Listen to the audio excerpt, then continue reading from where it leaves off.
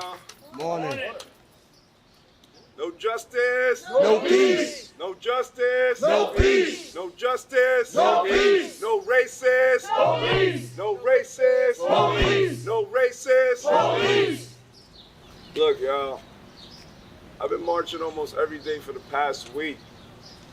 My voice is almost gone.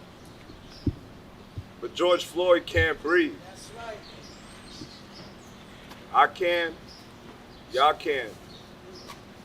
Take a moment to meditate on that. And I've personally taken a vow that as long as I can breathe, I'm going to fight against this institutional racism. I want to be clear to my white comrades here particularly. Here's a little history lesson. Policing in America was founded on slavery. Talk about it. That's it. Talk about it. That's it. Right? Overseers. Oftentimes people are like, they're not doing their job, they're not protecting, and they're not serving. It's not the job. But the reality is, they are doing their job. Absolutely. They are protecting and serving. But the question is, who and what are they protecting and serving? Absolutely. They're protecting the capitalist class. They're protecting their property, which used to be us. And they're serving profits, their profits. So they're putting private property over people. They're putting profits over people. That is what policing in America is about. So we can't expect to reform a system that is fundamentally racist, that was built to capture black bodies. It's no coincidence that the majority of people in prison are black and brown. I marched to the 115th precinct just the other day in Jackson Heights. And when I got there, I gave the police a mouthful because I'm a victim of police brutality. I've had to stand idle countless times while I've been abused, while my friends been abused and my family, right before my eyes, feeling powerless for exercising my rights. One police officer told me there, if you were in trouble, I'd help you out. You know what I told him? I don't really give a rat's ass about your individual acts of good faith, because racism is the fact that your entire police system targets black and brown bodies.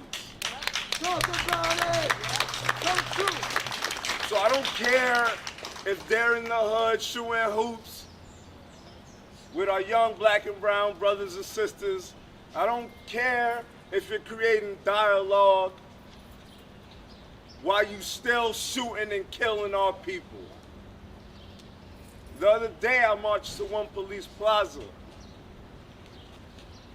We had thousands of people there. They asked, hey, can we kneel with you? For a second, I was like, you know what?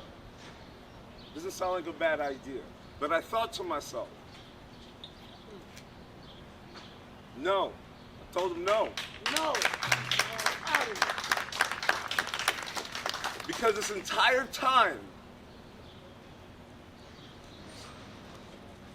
we will not be used as props for their agenda. While they look good and we're out here peacefully protesting, what do they focus on? The rioting and the looting. But as soon as a police officer kneels, they get the clout. They look good, while we look like savages and animals. I refuse to be used as a prop.